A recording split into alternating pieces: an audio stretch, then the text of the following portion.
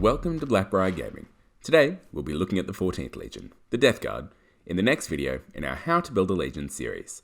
Hopefully, this is useful, not only to those interested in the Death Guard, but for all Legion players, giving them an understanding of the concepts behind army building in Horus Heresy, and an idea of what each Legion can bring to the table.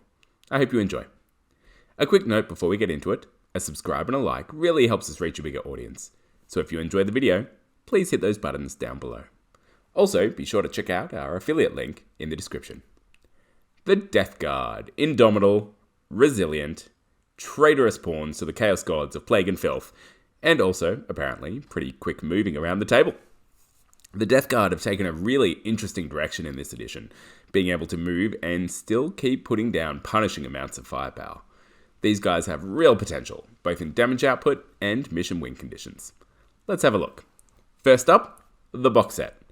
The Death Guard can make excellent use of the Age of Darkness box set. The mainstay of most 14th Legion armies is going to be tactical squads and heavy support squads, chiefly because of their Legion special rules, but also due to their rights of war. This means that the 40 Mark 6 lads you're getting in this kit will 100% be put to good use, and you wouldn't be out of line if you were looking to pick up some more. Death Guard are predominantly an army that revolves around table control and big, juicy tactical squads, who can move and still unleash their fury of the Legion, and they're central to this tactic. The 10 Cataphracti Terminators fit just fine in a Death Guard list. One of the Death Guard's rights of war actually stops all units from running, which means that one of the Cataphracti's biggest weaknesses suddenly isn't so concerning. My only concern around the Cataphracti is that Death Guard already have 2 Legion-specific Terminator units that you'll probably want to include in your army for flavour if nothing else. But until you pick those up, these guys will make good stand-ins and do plenty of work in a Death Guard army. They can also be useful for conversions, depending on what other kits or bits you can get your hands on. Whether you're transporting your Cataphracti around, a big unit of Death Shroud, or any other multitude of threats, a Spartan is a welcome addition to any Death Guard army. The Spartan often struggles in other lists. You both want to be moving it forward as fast as possible to deliver its payload, but you also don't want to be compromising its impressive firepower. Not an issue with the Death Guard. You can move its full 12 inches forward and unleash all of its weapons at full ballistic scale. In fact, the Death Guard probably do Spartans and other assault transports better than any other Legion. Dreadnoughts work as well in Death Guard armies as they do anywhere else, which is to say, you're almost always going to take at least one. I actually really like the Death Guard's advanced reaction for contempted Dreadnoughts. While you may not be able to take advantage of the morale shenanigans, getting a 4+ damage mitigation and a free 7-inch move is going to feel obnoxiously good on a close combat focused Dread. Maybe better on a Leviathan, but certainly nothing to shirk at for a Contemptor. Lastly, the Praetors work nicely for Death Guard, aesthetically, and for the myriad of HQ options you might want to use them as. Big, chunky boys that suit a Legion known for its chunk. So overall, the box set is a great start for a Death Guard player. Now let's have a look at the 14th's special rules. So I've already touched on it a bit, but essentially Death Guard, who aren't cavalry or artillery, can do the following. They can ignore modifiers or restrictions on moving during the movement phase as long as they don't run or move in some alternative way, such as using a jump pack or getting out of a transport. So essentially, difficult terrain doesn't slow them down, and they can still move while they're pinned. And Death Guard vehicles still move when crew stunned. Now, as long as they don't run, they can also be counted as stationary when making shooting attacks. This is epic. Infantry can shoot heavy weapons after moving, vehicles can shoot all of their weapons at full ballistic skill after moving at cruising speed, or even flat out if it's a fast vehicle. All this combines to make Death Guard super maneuverable on the table, as they're not sacrificing damage output for movement. In objective-based games, this will be super impactful. For army building, it means you can go all in on certain units with other Legions might not look at. Heavy support squads are the obvious choice. A unit with 10 las cannons is my answer to pretty much anything in Heresy 2nd edition, and being able to move and still shoot at full ballistic skill with that unit is just so nice.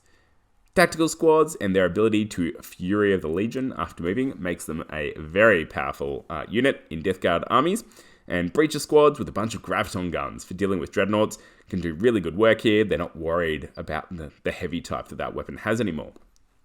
Reconnaissance squads can move and still fire their nemesis bolters. There's just so many opportunities to take advantage of this rule. It also makes assault-based armies better, as even if your units gets pinned, they're still going to get their regular movement, even if they can't run. So they're still going to be moving towards the enemy, which is what you need to do to win games. So big spoiler squads, assault squads, who can at least get their 7 inches of movement in a turn that they're pinned, and foot-slogging terminators all benefit from this. Pinning can be absolutely crippling to assault armies, and there's so much of it in this edition. Being able to ignore the movement denial is awesome. As I said before, Spartans and other assault transports with a large number of weapons on them are better in Death Guard than anywhere else. Similarly, any vehicles with multiple powerful weapons, and I'm looking at you, Kratos, has far greater maneuverability in the Death Guard, and just a better of options on which units it can get to and shoot at. This Legion Special rule is one of the best in the game, and has a significant impact on how it opens up army building for the Death Guard. Now that we're hyped on what the Death Guard can do, and what units are outperforming their non-Death Guard compatriots, let's check out their Rites of War.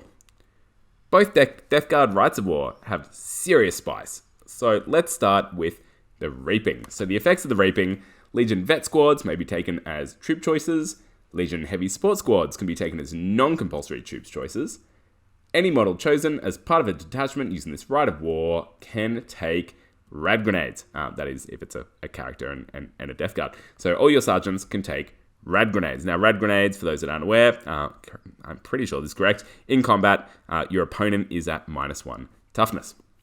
Now, the limitations: models taken as part of this detachment may not make run moves or make any reaction that allows them to make a move, with the exception of the remorseless advanced reaction. That is the Death Guard advanced reaction.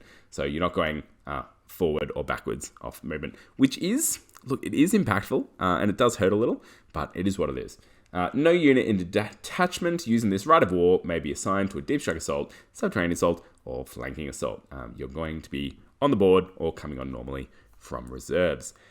You have got to love that army-wide access to rad grenades. I'm super about that. So how do we build out this Rite of War? Well, it's not rocket science. You're going heavy on infantry and heavy on shooting.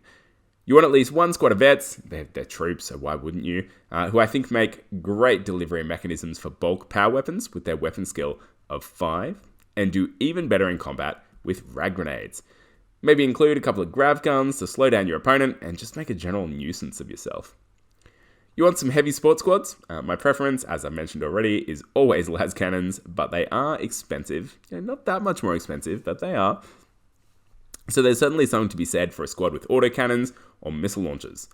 To fill out the troops, big, beefy tactical squads or breacher squads does what the Death Guard wants to be doing and gives you those line units that you need in some missions. Because this Rite of War does not unlock line for any of those extra troops. Recon squads with Nemesis bolters are also a great choice, really in any army, let's be honest. And if you do go down that autocannon option for one of your heavy support squads, always consider a Siegebreaker console as a second HQ choice, which we actually see in the next Rite of War. Now, arm all of these squads with toxin bombs and rad grenades just because you can, and don't forget those augury scanners either to really punish any army that thinks they're going to deep strike on you. From there, it's really up to you. I'd avoid big units of foot-slogging assault troops as they can't run. Cataphracti Terminators, therefore, are a probably better choice. Death Shroud Terminators and a Land Raider to get up the table is really nice. Grave Wardens, who are happy to walk and keep the firepower raining down upon their foes. These guys act as really good counter-assault units when your opponent comes to dig your heavy support squads out of cover that you're hiding in. A couple of Dreadnoughts sure wouldn't go astray in this list. I'd arm them with something nasty for range shooting as you're not going to be running them. Leviathans, great option here. They're heavy so they can't run anyway. And you're not worried about their lower movement as your opponent's probably going to have to come to you. Now, if you do end up going Dreadnought heavy, a couple of Tech Marines supporting your heavy support squads by improving their ballistic skills, I think with Cognoscignums, correct me if I'm wrong, and healing your Dreadnoughts up as well is kind of a cool little strat there. Lastly, for extra HQ choices, Callous Typhon to unlock the Rite of War is a great pick, and the army build really encourages it. He'd be my go-to over a regular Praetor here, and he's not that much more expensive at only 200 points. A Master Race Signals is also a top choice to provide a multitude of benefits to one of your heavy sports squads. Night fighting is it's so great to pick up. That's what I really love him for, amongst all the other things. But also, because you're not going to be deep striking, you're more than happy to have him hand out his blanket 50% chance to disorder any cheeky deep strike assaults that your opponent might be trying to pull on you. Now, if you're more into destroying the natural environment of a world and turning it into a radioactive swamp, the Creeping Death is where you want to be looking. So, its effects. Let's see, all models in detachment automatically pass any dangerous terrain tests they are called upon to take. All models in the deployment zone of this detachment gain Shrouded 6+. Very nice. And the entire deployment zone of your detachment counts as difficult terrain and dangerous terrain. All zones of area terrain on the battlefield, including jungles, woods, ruins, craters, are counted as dangerous terrain for everybody. And in a detachment using this Rite of War, Grave Warden Terminator squads can be taken as non-compulsory troops. Some really interesting stuff there. Now, limitations, you can only be a traitor while you're doing this. Apparently, Loyalist Death Guard, they're more about planting trees. And the army using this Rite of War must include a Legion Centurion, Cataphracti Centurion, or Traitorous Centurion with the Siegebreaker Legion console upgrade, which I mentioned before. You're not sad about it. You almost always want to take that guy when you're taking heavy sports squads with autocannons, which the Death Guard really want to do. So there's a few ways you can go with this one, but I'd be keen to take advantage of the dangerous terrain in our deployment zone and added area terrain throughout the battlefield. So to do this, I think a defensive army with plenty of long-range shooting may be the best way to go, but you can also equally go for units that benefit the most from never having to worry about dangerous terrain when moving. So let's look at both builds. First up, that defensive army. Now there's a bit of crossover here with the units that we took for the Reaping. Heavy sports squads, tacticals, recon squads, and really anything else that can put out some serious damage at long range. I'm a huge fan of rapier batteries with laser destroyers, so we'd definitely be including those in this list. This Rite of War, if you're going down the defensive route, is also my go-to for a vehicle heavy list.